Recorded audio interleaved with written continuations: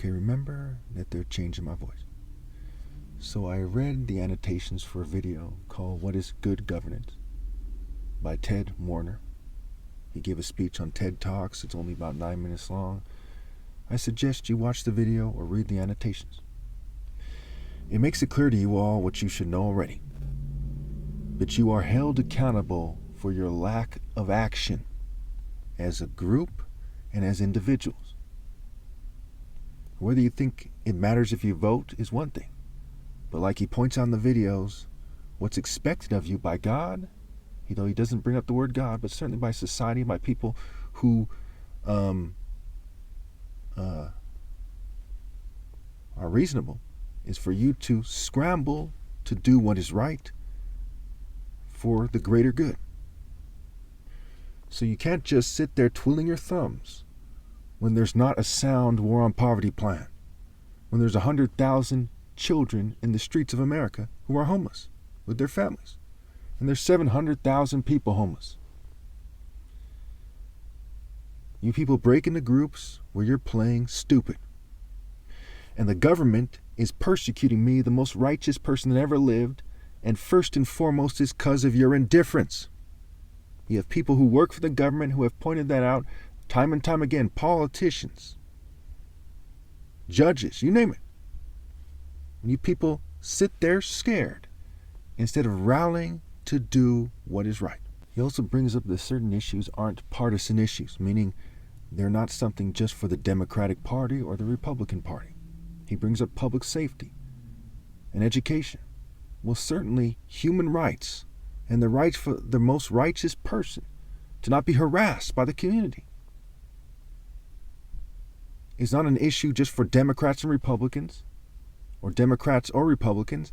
None of them have even taken up the issue. They just sit there twiddling their thumbs. And the community is following the government and harassing me. Now listen carefully. It is one thing for the government to do what is obviously horrible, is to expect the average white person who for generations has been bred to obey the Greco-Roman system. That's one thing. That's wrong. But it makes a certain amount of sense, but you shouldn't do it anyway. But it's another thing for you to expect the most righteous person that ever lived to fall in line with your evil system and to present himself as less. That is fucking retarded. So if the average white person dates the average white female, for example, who's not that attractive, goes to work every day, keeps his head down, hey, he's not the Son of God. He's not in a situation where he's the most righteous person to ever live. The idea that Christ is superimposed on it in the Bible, he's not in that situation. He's not owed millions, if not billions of dollars from the government for years and years of harassment and persecution. He's not in my shoes. You can't say, well, everyone's doing it. First of all, everyone shouldn't be doing it. Second of all, everyone isn't in my shoes.